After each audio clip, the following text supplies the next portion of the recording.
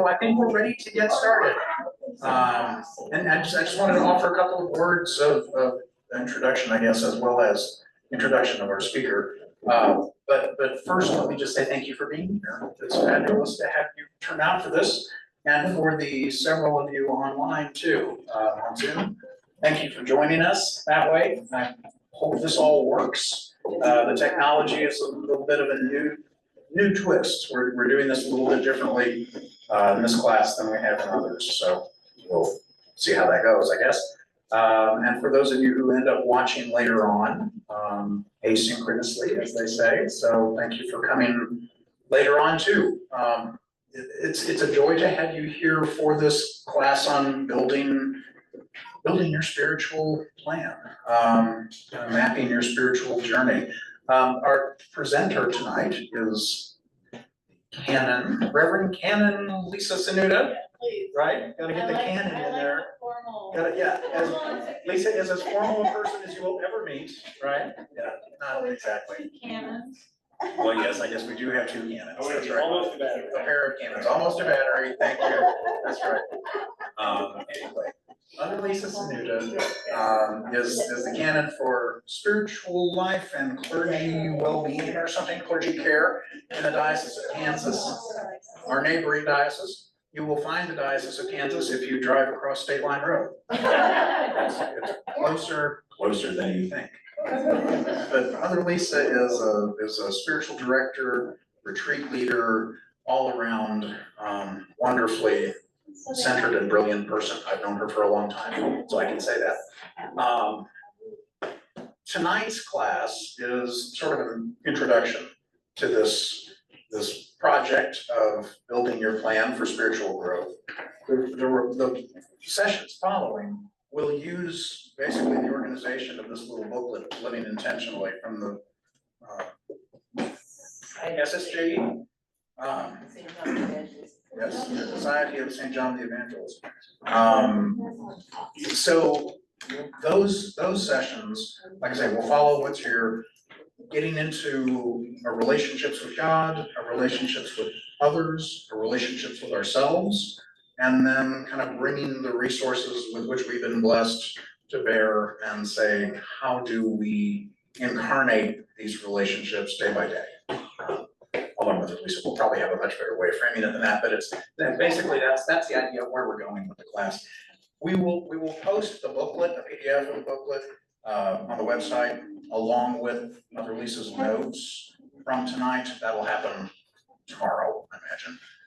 Not tonight, but anyway, it'll be there. It'll be there soon. Anybody in the room need a booklet or a handout? You got a handout for tonight? Okay, I will stop talking now. And thank you very much for being here. Thank you for inviting me. Father John and I go way back to seminary, so in Southwest, and your new bishop.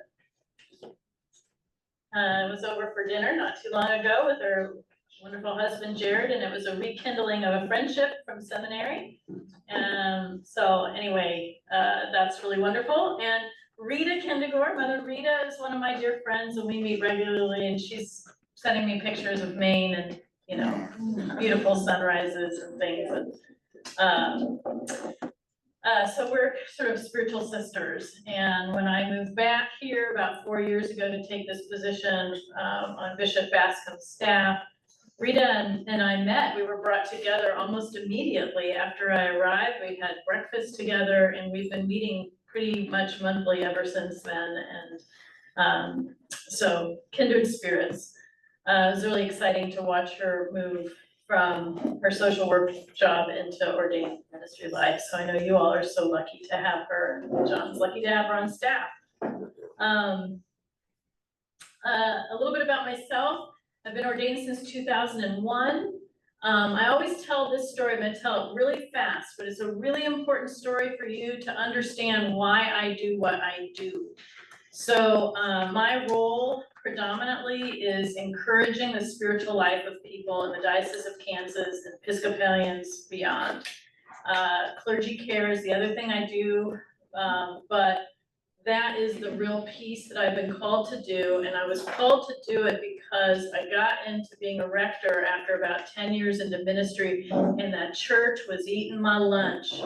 I couldn't handle it. My personality, the challenges that were inherent in that parish, some that came along unexpectedly. And I really thought I was gonna have to quit being a priest or something. And I ended up going away to a monastery for a personal silent retreat. And while I was at that monastery, I realized that I had a spiritual life and it was wonderful, but it was on the side. It was 5:30 to 6:30 in the morning, and it was something I did for myself. And then I was done with it and I moved on. And what God told me was, Lisa, you have to lead through that lens of your spiritual life. Let your spiritual life lead you.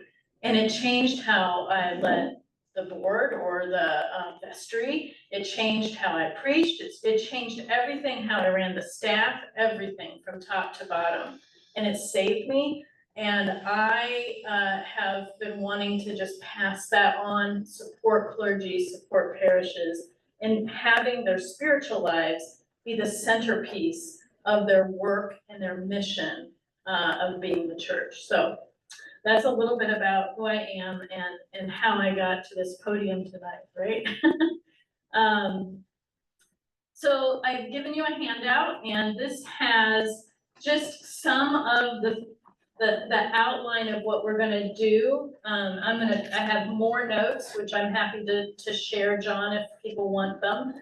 But what I've given you is just to assist you to follow along with what I have brought. This is introductory, so I wanted it to be kind of fun because who wants the spiritual life to be, it's not, right? It's just not. It's the best part.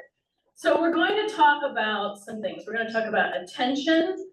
We're going to talk about listening. We're going to talk about spiritual practices. We're going to talk about being connected to reality. And we're going to talk a little bit about monasticism if we have time at the end. So that's kind of the direction we're going.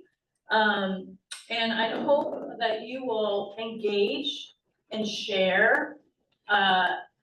Just because I have a microphone doesn't mean I'm the most interesting or have the most interesting thing to say in the room at any given moment. So just invite you all to participate. I will actually be inviting you to participate as well at times. And we're going to get to hear a recording from Howard Thurman in a little bit. So I hope this is very interesting for you. So what I want to start with saying is that first line that is on your handout, spirituality is the most exciting part of being alive. Period. Period. It is the most exciting part. It is an inner orientation to reality. It is a grounded center to live with a loving purpose. Spirituality is the most wonderful part of being alive. And I love, love, love hearing people, all kinds of people speak about their spirituality. I don't care whether you're Christian or spiritual and not religious or whatever. It's so interesting. So I have two examples. So Amy Poehler, comedian, she's a new podcast. Have you seen it? Yeah. A Good Hang. And it tells us something about her spirituality, doesn't it? Her spirituality is to find the laughter in life, to connect with people. And that podcast is all about being curious. And if you ever want to hear about how to talk to younger generations, I don't know, I'm just kind of scanning here, that could be helpful for some of us. She is excellent at talking to younger generations and kind of giving you that non-judgmental way to be with people. That is her spirituality. I'm totally into A Good Hang. If you haven't seen it or haven't heard it, it is so good. You can actually watch it, I think, too. And then the other one I wanted to bring up is Matthew McConaughey. Well, all right. That guy? Remember that guy? That guy is a spiritual man. And he wrote a book called Green Lights. And I highly recommend it. And he is very honest about his spirituality in that book. One of the stories he tells in that book is that after he hit some fame, I can't remember what movie it was, but he hit some fame. He didn't know what to do with himself. He hit this fame. he'd done sort of like rom-com after rom-com, he was making a lot of money, and he was like, you know what, this is really just going faster than I expected. So you know what he did? He got in a car and he just drove all over America and lived in this car or van. I'm sure it was fancy at that point, but he did. And you know where he went? He went to a monastery in New Mexico. Christ in the Desert is a stunning place to visit. And he went there and he walked all the many miles from the far road to get to the monastery. He got to the monastery, was greeted by a monk, and he said, I need to talk to somebody. So the monk said, all right. And they went for a walk. They talked for 2 hours, 3 hours, it was hours, walking and talking. The monk said nothing. Matthew talked incessantly about everything he felt good about, felt bad about, just interrogating his life. And they got back to the monastery and the sanctuary. They sat down on a bench, and Matthew said, well, I think that's about it. And the monk just turned to him and said, me too, man. Me too.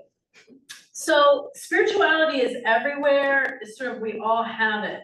And all of the great spiritual teachers, they aren't teaching us sort of how to piously pray and be serious. Rather, they're teaching us how to deal with ourselves. So I think that's why it's so exciting. Spirituality is about sort of reality and dealing with myself as I am, in the world as it is, in this moment as it is.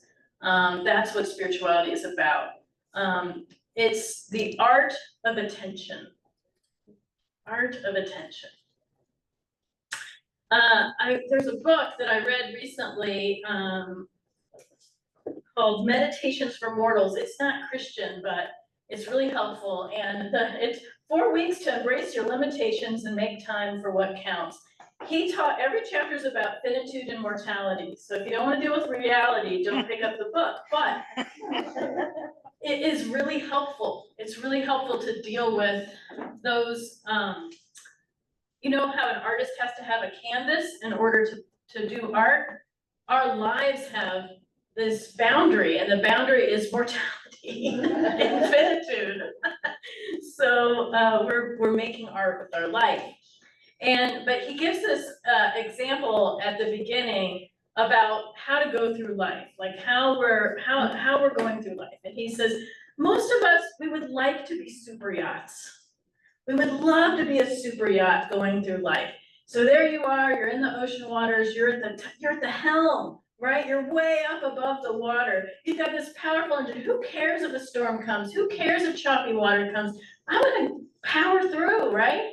I'm in a super yacht. I probably have a 5-star restaurant down there below me, right? We'd all like to be super yachts. But what are we? Babies. That's pretty good. He says kayakers. And I thought, gosh, that's so true. How are we navigating these waters of life? How are we getting through? That is what spirituality is about. So you have a poem here. You have a part of a poem from the Sufi poet Hafez, who has so much fun opening our eyes to the divine. And so he uses these words. You carry all the ingredients to turn your life into a nightmare. Don't mix them. And then he says, you have all the genius to build a swing in your backyard for God. That sounds like a hell of a lot more fun. And he ends his poem, you carry all the ingredients to turn your existence into joy. Mix them, mix them. So we have these ingredients in our lives. How are we gonna mix them? That is spirituality. Okay, I get excited when that's what I'm saying next. Okay, so attention, I wanna start with attention because it really is the art of attention. So who will read the first quote there? Brother Lawrence. Okay, you're gonna do it, Karen. Why not?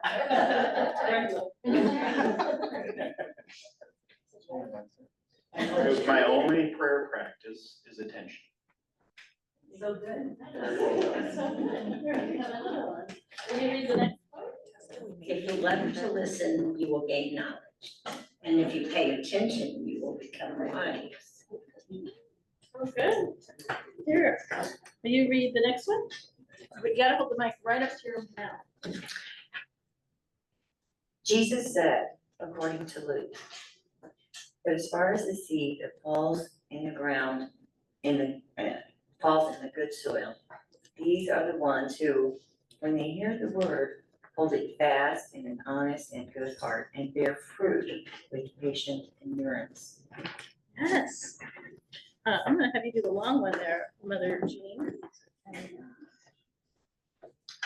No one, after lighting a lamp, hides it under a jar or puts it under a bed, but puts it on a lampstand so that those who enter may see the light. For nothing is hidden that will not be disclosed, nor is anything secret that will not become known and come to light.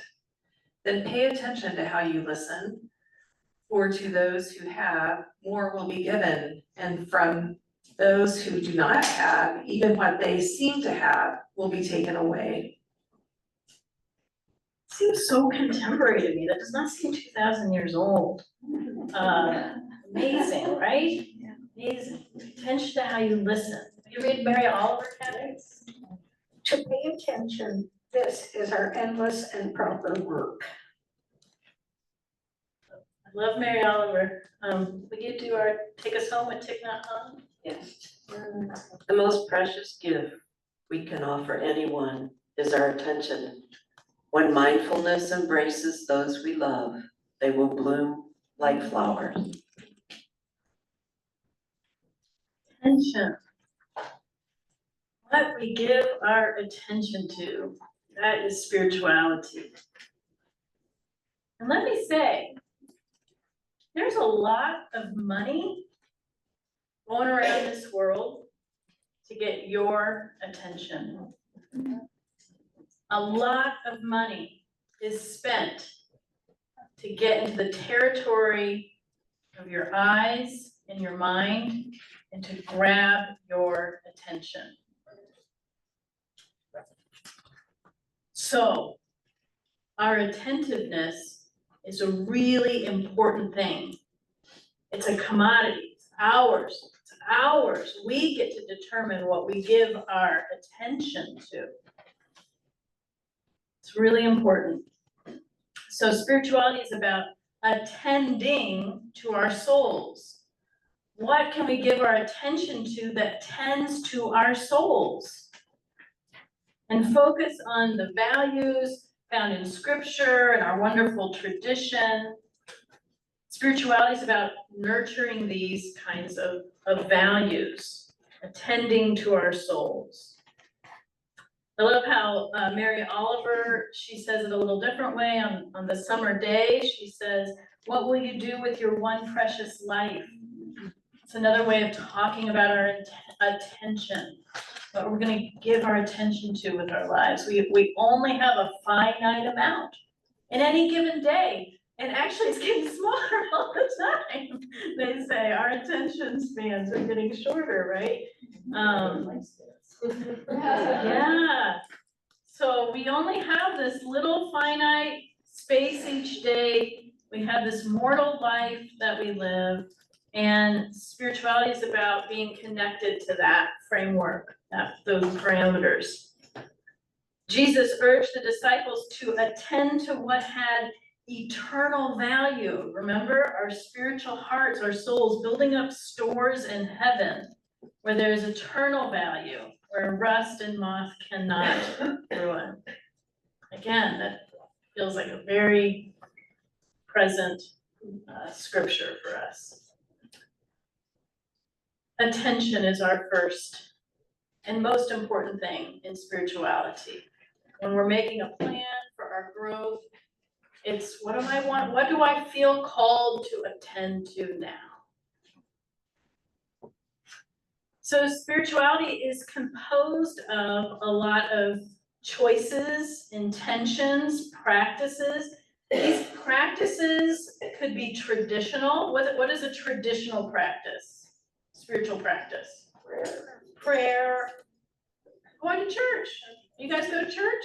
Look at you, you're religious, more or less, more or less. But there's also non-traditional spiritual practices. What do you think? Walk in the woods. A walk in the woods, fishing. I maintain even golfing could be a spiritual practice if you intended it to be. Right, there's a lot, long coffee in the morning, that's one of my favorites. Swimming, sure, running, a lot of people say exercise is spiritual. So there's a lot of non-traditional spiritual practices. There's active spiritual practices, right? Things that we're doing. But there's also passive spiritual practices like receiving or accepting. Those are passive, really important practices, but they're more passive in nature. There's care of self, there's care of others. These can all be spiritual practices. Another, spirituality is also composed of discernment. We're hitting on it already. Discernment is kind of like, how do I decide what to do with my attention and my time and my money and my energy? Spiritual practices are often about discerning what to do. Listening, self-awareness, growth, these are all kind of the framework or the body of what is spirituality. This is what fills in what your spirituality is.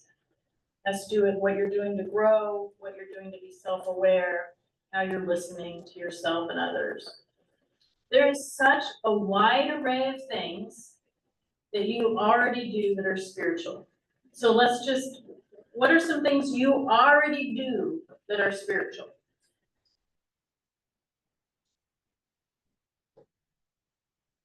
Walk. Go for a walk. I like to go for a walk, after reading some scripture, and then go for a walk and just sort of let that. Oh, beautiful. Very intentional. Yeah. Lovely. And intentional mindfulness. Practice, you have some mindfulness practices, meditation maybe, is that what you're referring to, or? And like also with active listening too. Active listening is a spiritual practice, and oh my gosh, the world needs it.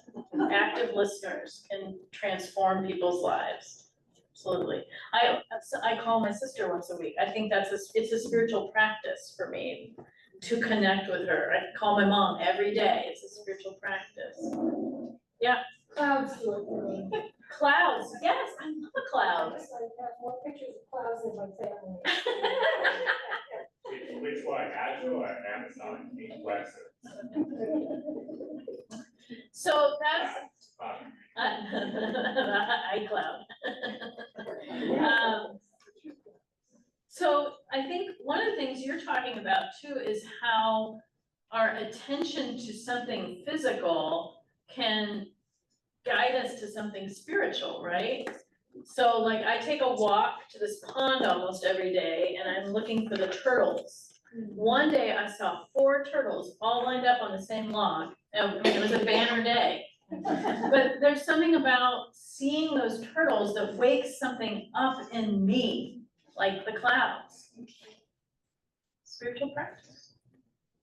Listening to music. Listening, yes, music can sometimes I feel like I live this arid non-music life and then I like turn the radio on and I'm like, oh my gosh, I don't have to live this way.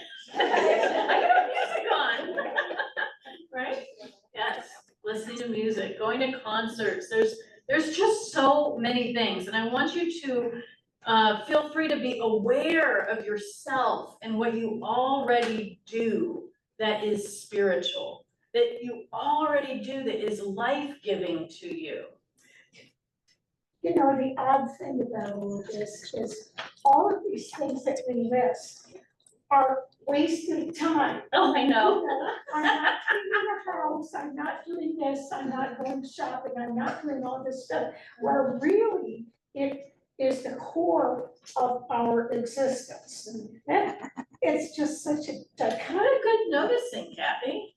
Beautiful noticing.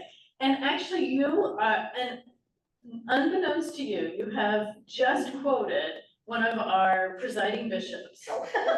Bishop Griswold said, and I was in this was before I was ordained, before I knew you, John. Bishop Griswold said, he said, prayer is wasting time with God. I've never forgotten it. I've never forgotten it. You had one, right? I journal. Yes, me too. I love to journal. Yes, and I'm going to have somebody burn them Yes. once I die. The secret, maybe John will be my secret person. Hi, Chad, I just need to open this drawer. Trust me, I'm her friend, trust me. Take care of these. Excellent, excellent. So I really want you to nurture that, think about that in this coming week, you know, in between classes. Like, what are you, notice what you're already doing that's filling your spiritual tank, you know? And sometimes for a plan, if you wanna develop a plan, it's simply doing more of what you're already doing. Giving yourself permission to waste a little more time at that, whatever that is. And part of this spiritual, what I also want to drive home here, the first part is that this spirituality is about listening for the summons of God in the midst of all of who you are. So that means it's always changing, okay? Because who I am now at 52 is different than who I was at 48 even, okay? So the summons of God into my life is also changing, so I have to listen to myself, my whole self, and to the conditions of the world in which I'm finding myself, whether that's near or even bigger, right? Listening deeply to that, listening to your longing. What do I long for more of? What is the feeling I long to have in my body? What do I want more of? So with that in mind, I can't think of any better setup to this than an excerpt from Howard Thurman. Howard Thurman is deceased. He was a spiritual teacher, author, philosopher, Christian mystic, theologian. During the civil rights movement, he discerned that he was African American. He discerned, I don't want to be the one that's walking, that is doing the sit-ins, that is doing the peaceful marches. I am going to be the spiritual deep person for this. And he was an advisor to Martin Luther King and to many others. And his words continue to inspire us today. He was the dean of the chapel at Howard University for years and years. So he coined the phrase, the sound of the genuine. And we're gonna listen to a little excerpt from his commencement address in 1980 to Spelman. We're just gonna listen to like 5 minutes, but it's 5 like powerful minutes. So just give me 1 second to get this.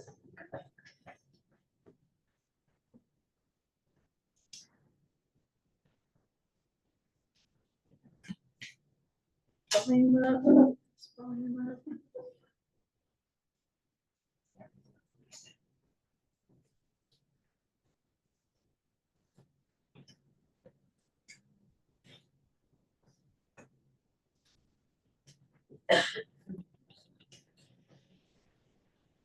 Your idiom is the only idiom of its kind in all the existences. And if you cannot hear the sound of the genuine in you, you will all of your life spend your days on the ends of strings that somebody else pulls. So I come back. There is in you something that waits and listens for the sound of the genuine in yourself. And sometimes there is so much traffic going on in your mind, so many different kinds of signals, so many vast impulses floating through your organism that go back thousands of generations, long before you were even a thought in the mind of creation. And you are buffeted by these, and in the midst of all of this, you have got to find out what your name is. Who? How does the sound of the genuine come through to you?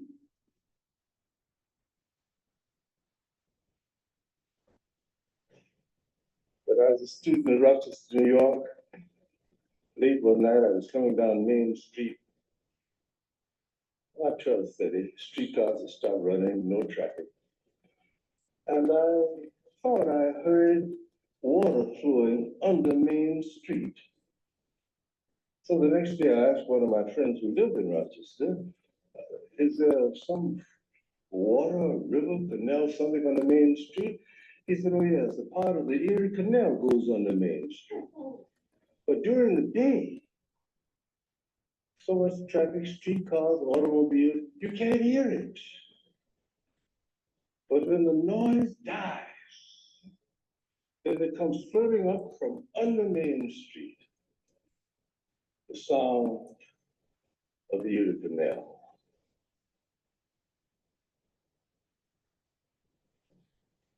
The sound of the genuine is flowing through you. Don't be deceived and thrown off by all the noises that are part even of your dreams, your ambitions, all these things that you don't hear the sound of the genuine in you, because that is the only true guide that you will ever have. And if you don't have that, you don't have a thing. You may be famous, you may be whatever other ideals are that are part of this generation, but you know that you don't have the foggiest notion who you are, where you're going, what you want. Cultivate whatever that is, it'll take care of itself. Cultivate the discipline of listening to the sound of the genuine in yourself.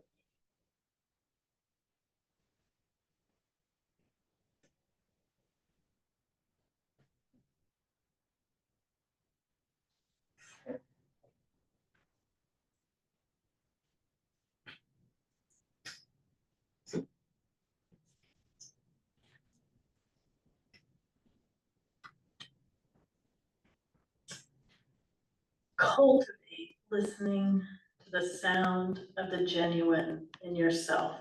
That is spirituality. So here's a question. What words come to your mind to explain what the sound of the genuine might include? Empathy, Empathy, questioning, questioning, curiosity, Instructing, say that again? teaching, Teaching, instructing, guiding,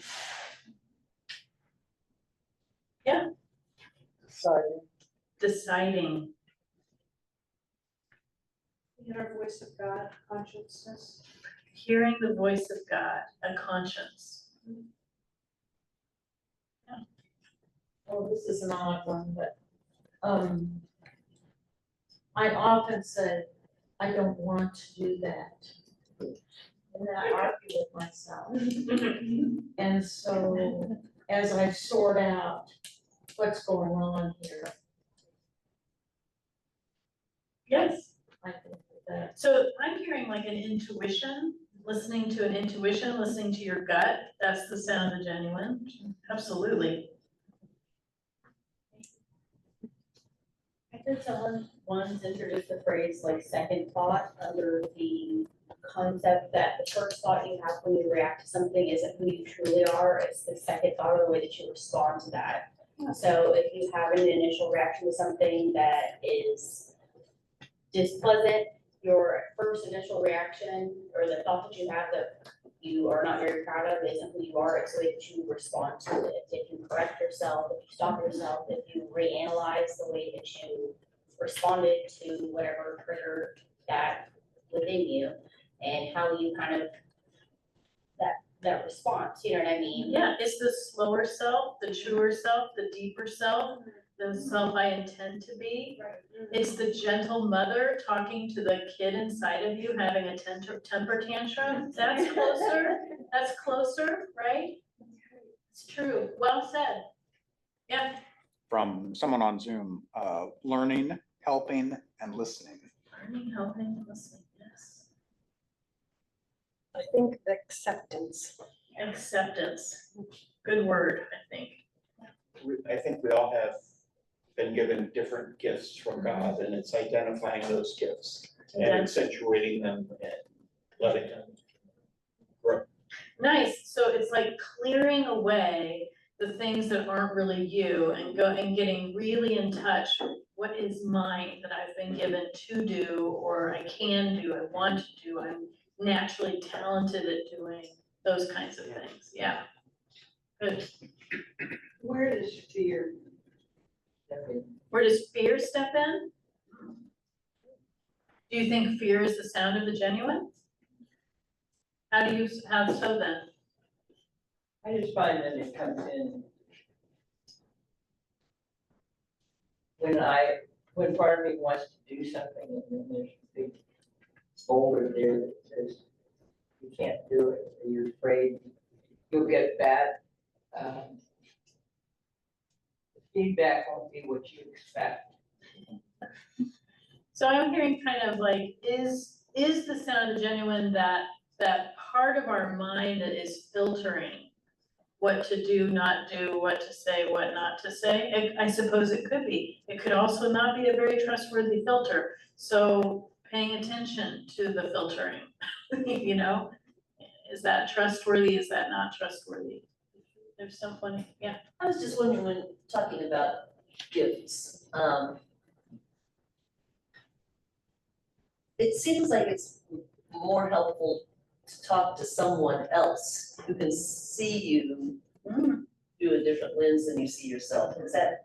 Sure, you know, spiritual companions, friends, spiritual directors, community, people.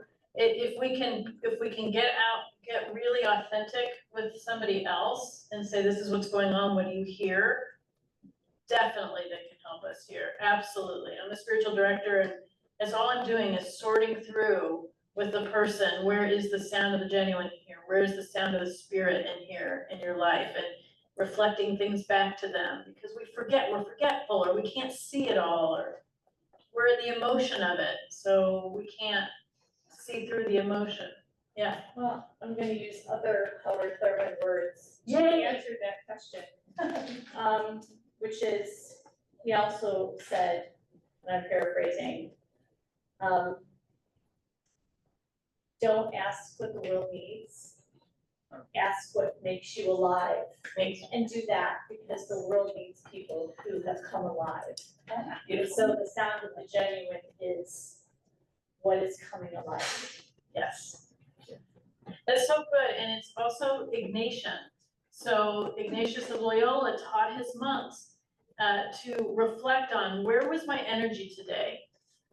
when did I have times that was just draining and I hated what was going on? What was happening in those moments?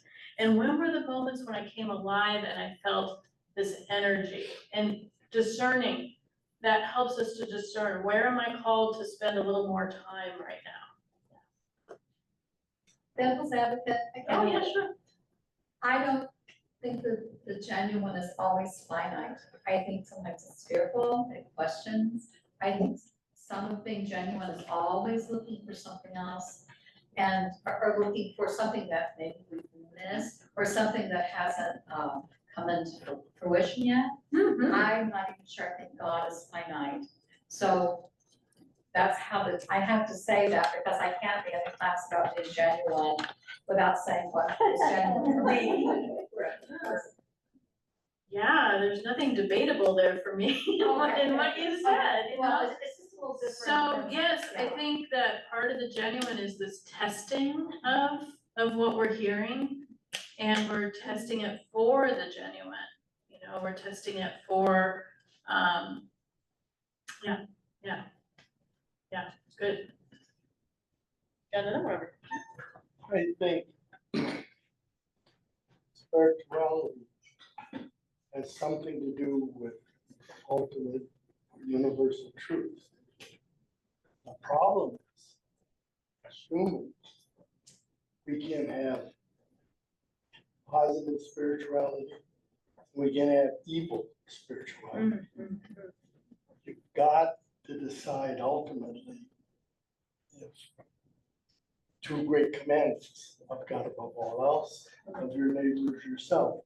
If those two commandments are the core of human existence, then the question is, can you live with the fact that you don't always do it and be comfortable about it and strive to be better at it? At the same time, you eat, live, pay taxes, and do everything else. So take a little time to ask you those scary questions. That's something. Yeah, I think he's definitely talking about ultimate truth here. He's sort of, the genuine for him is also the name for this Holy Spirit and for God.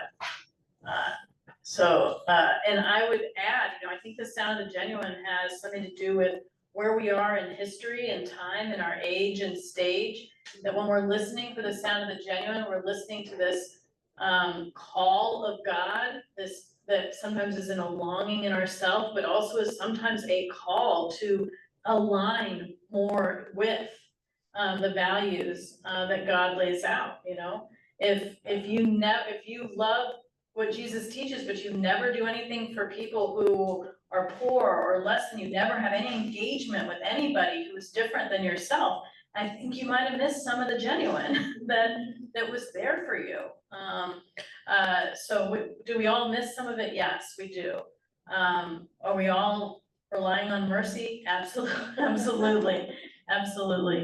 Well, those are all really good things, and I hope this question, the sound of the genuine, and I heard you all get very quiet when he talked about it. If you don't figure this out, your whole life will be pulled by the strings of somebody else. That's what's at stake. And that's really powerful. We want to live, fully show up and live in our lives.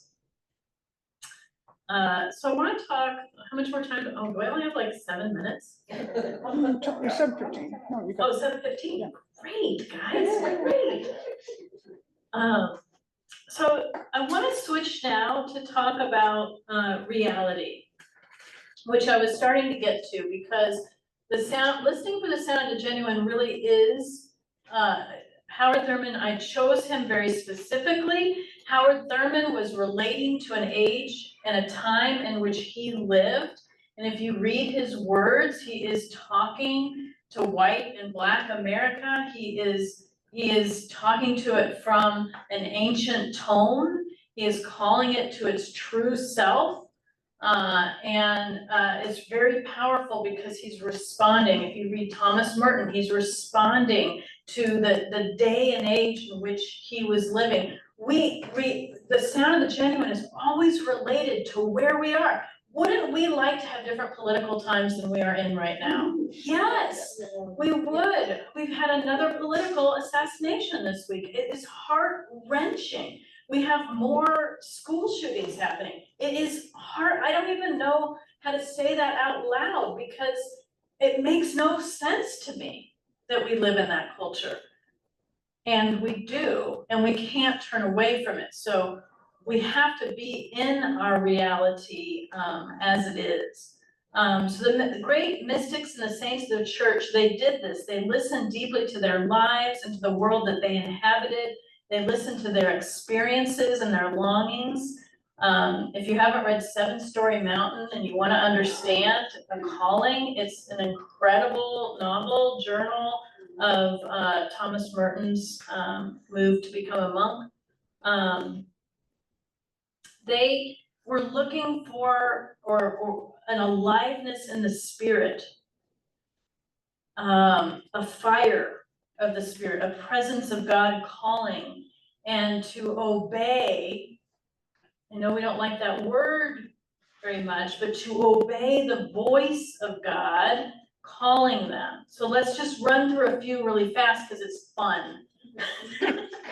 Saint Francis, riding on his horse, saw a leper, and he got off the horse and he embraced the leper, and he was transformed instantaneously, the accounts say. Imagine it was slower than that, but he was transformed in that moment.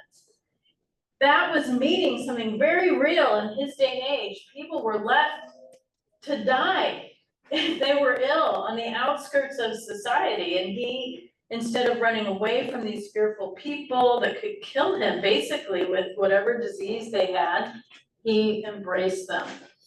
And he really brought forth a renewal in the church in his day and age. Teresa of Avila in Spain, she is an amazing doctor of the church, amazing thinker. She was so courageous. She opened many convents, and she was in a very patriarchal time of society, the Inquisition.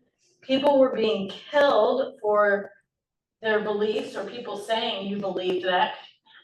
Yeah. Awful. It's happening today. Oh, it is happening, right. Oh, God, it is. Oh, God, Lord have mercy, it is. So, and so in that space, she learned how to teach her nuns in a way of knowing the sound of the genuine. Really, it was a spirituality that she taught that could have been lost. But she kept it alive and didn't die. Her counterpart was John of the Cross. He was imprisoned and tortured, and he died because of that. And he found the sound of the genuine in the darkness of a prison. He called about the bright darkness. Brother Lawrence is one of my favorites. He was a kitchen monk for his life, but his transformation happened. He was a soldier, he was a French soldier, and he didn't like being a soldier. And he was marching, and he was just feeling absolutely dead inside, like this is the worst life that I could imagine for myself. And he came upon a tree, and the tree was dormant, it was leafless. And he looked at the tree, and he had this awareness instantaneously that he was like the tree. And that he looked dead and he felt dead, but he was actually coming back to life. Resurrection life was coming forward. And he wrote, well, he didn't, I guess he did write it, somebody else wrote down his spiritual teachings called Practicing the Presence of God, and I highly recommend. Thomas Merton had many transformations. The one we know is on the street, when he saw people shining with the brightness of God.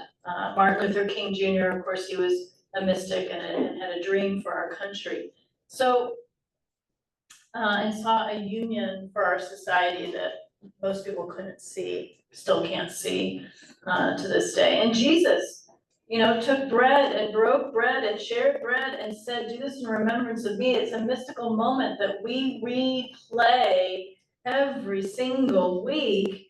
It's at the heart of our liturgy, is a mystical moment that we are one body. We are in communion with God. So there's all this beautiful transformation, but it comes not because these people are great or different than you or me. They were just aware and present to their reality, just as it was. Those are always the most interesting people anyway, right? Whether they're scientists or, educators or whatever, they're the people that are like actually paying attention to their students, to the world in which they live, and they bring a significant contribution to it. So that's the same in your own spiritual life. That concept, that word mystical knowledge, I know it conjures lots of strange feelings and stuff. But it's really just this simple seeing through. And Evelyn Underhill said it the best. She said, mysticism is the art of union with reality.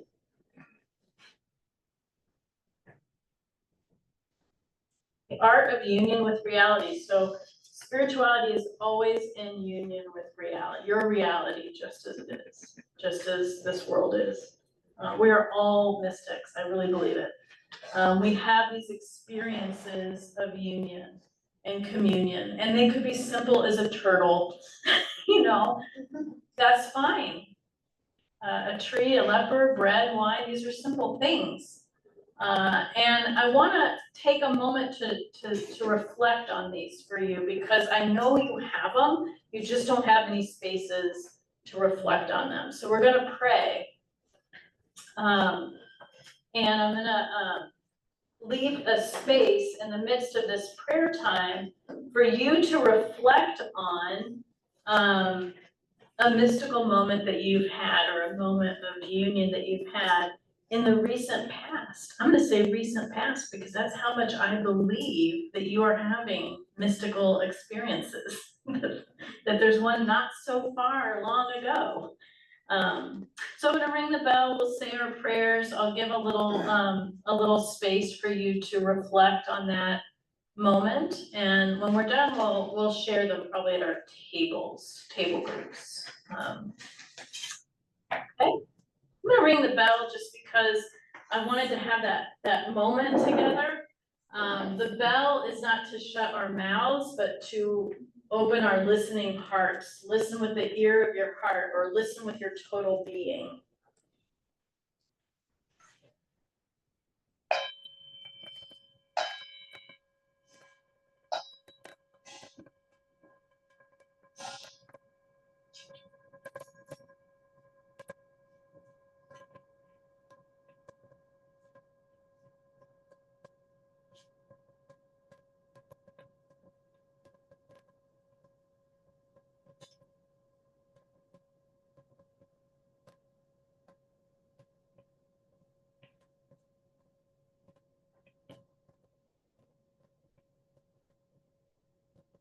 Holy God, you are always with us.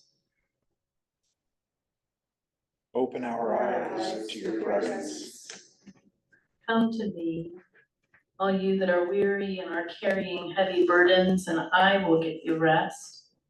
Take my yoke upon you and learn from me, for I am gentle and humble of heart, and you will find rest for your souls. For my yoke is easy and my burden is light.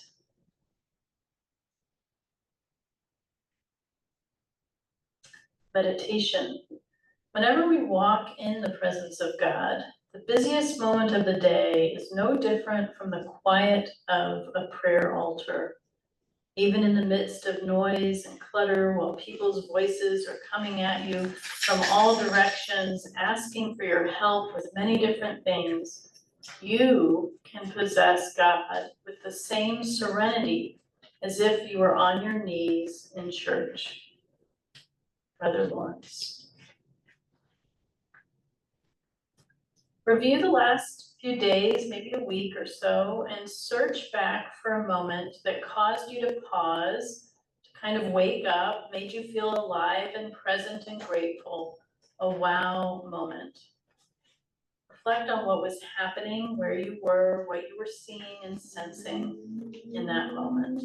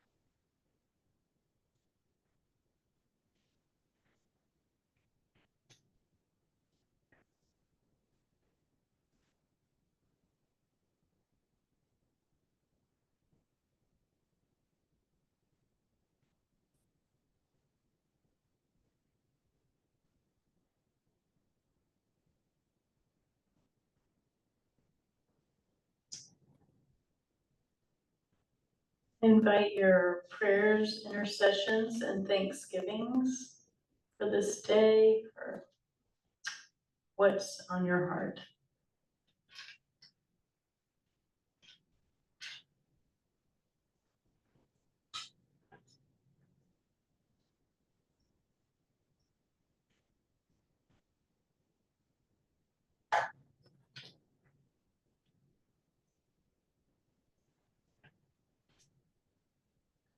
Our Father, who art in heaven, hallowed be thy name. Thy kingdom come, thy will be done, on earth as it is in heaven. Give us this day our daily bread, and forgive us our trespasses, as we forgive those who trespass against us. And lead us not into temptation, but deliver us from evil. For thine is the kingdom, And the power, and the glory, forever and ever. Amen. Holy God, you are always with us. Open our eyes to your presence. Take about, oh yeah, let's just do it in pairs. Pair up with whoever's right next to you, okay? And take 5 minutes to share.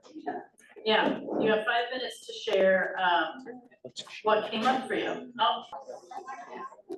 Did everybody get a chance to talk? Okay, good. Good. Did everybody come up with something? It's kind of amazing, right? I wish church people would share these stories more often with each other. I feel like the chiefs always win. They monopolize our conversation during coffee hour, and we could be talking about epiphanies that we have about being alive.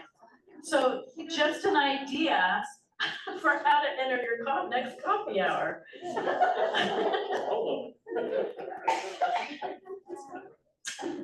So these mystical moments of awareness are, I think they're meant to be built upon.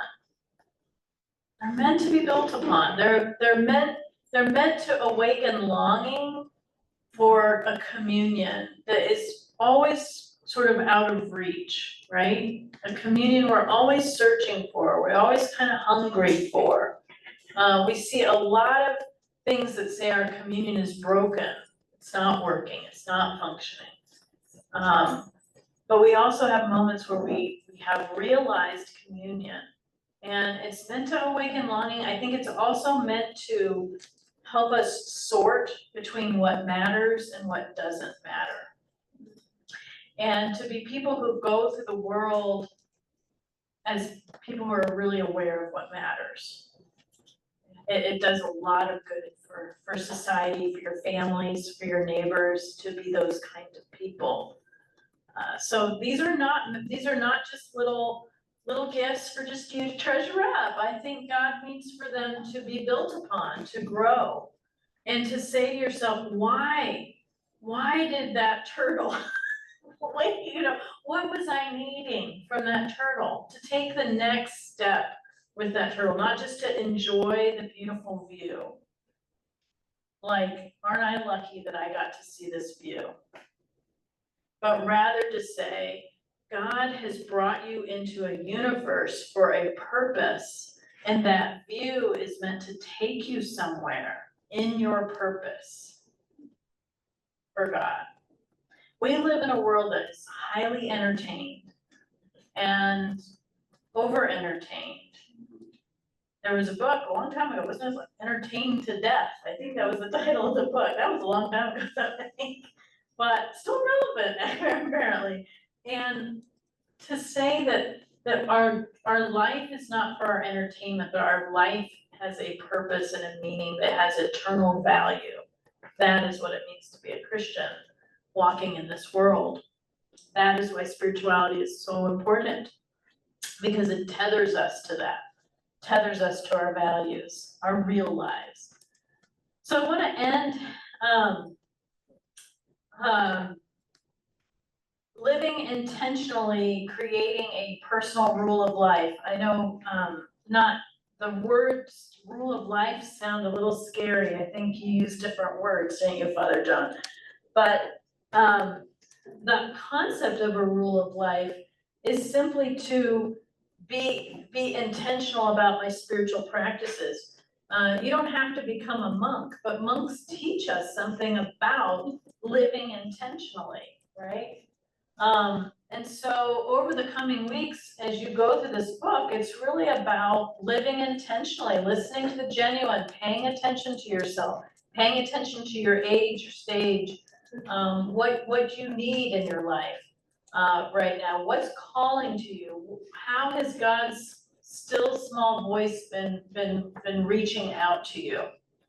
And so I have here a list of things that I think we want this list of things, but we don't know always how to nurture it, because there's a lot of things that get in front, right?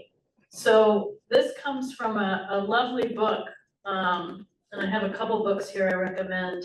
Seeking God, the Way of Benedict. So if you just want to know more about the rule of life, this is a layman's point of view on that. And then this book that I'm quoting from now is called The City is My Monastery. And it's a contemporary rule of life.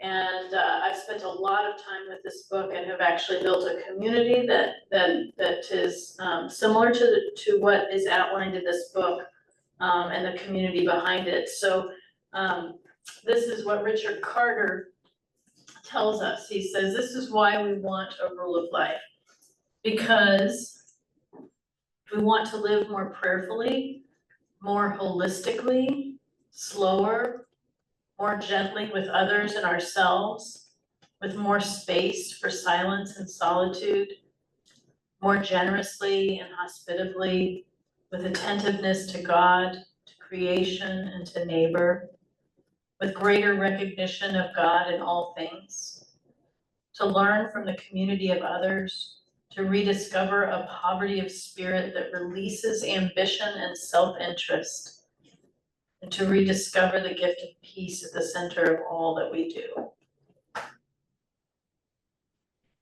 So that's your invitation for the next weeks is how can you live more intentionally? What's calling to you? And because our time is up, I'm just gonna close us with a prayer.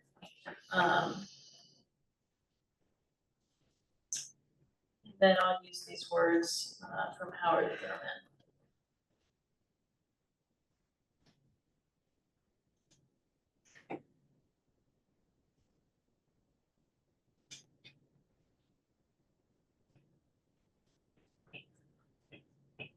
Silent eyes behold and give thanks. Silent ears hear the music of all creation. A silent body is like a swept room, clean, uncluttered, spacious. Silent hands are open hands, ready both to give and receive. Silent mind is free of me and mine, of jealousies, hates, hurts, threats, and aversions. The silent heart is full of gratitude, forgiveness, and compassion.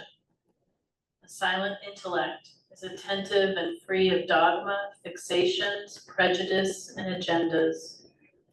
Silence embraces life beyond self, knowing that the dwelling place of Christ is within all of us.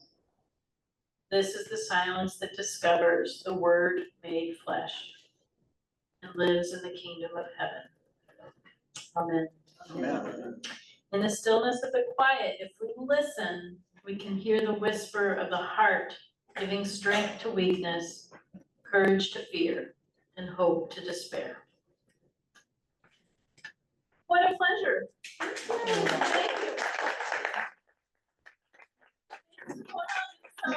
Thank you.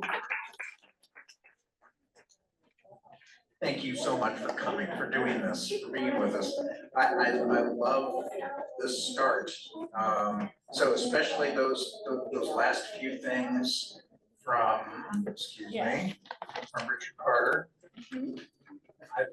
I put no thought into this, so maybe we won't do this, but the possibility for next time and sessions to come might be to think about those things that he lists there. The invitation to live more prayerfully, holistically, slower, all those things listed. To imagine how that might apply to your relationship with God, your relationship with others, your relationship with self, to try to flesh that out. Maybe that's a good rubric to begin with, to apply to those different situations.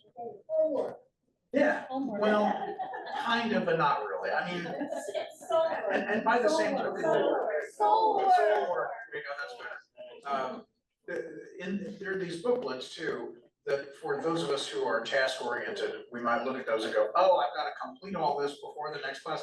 No, the idea actually would be to wait to complete the sections on those, God, others, self, and such. Wait to do that until after we've had the conversation to spur your heart and spur your listening, right? Does that make sense? So you don't have anything you actually have to produce for next time. Just come back. Just think about your life. Yeah, just think about your life. One precious life. No big deal. Just think about your one precious life. That's exactly it. Thank you for coming. And thank you all for coming online. Thank you.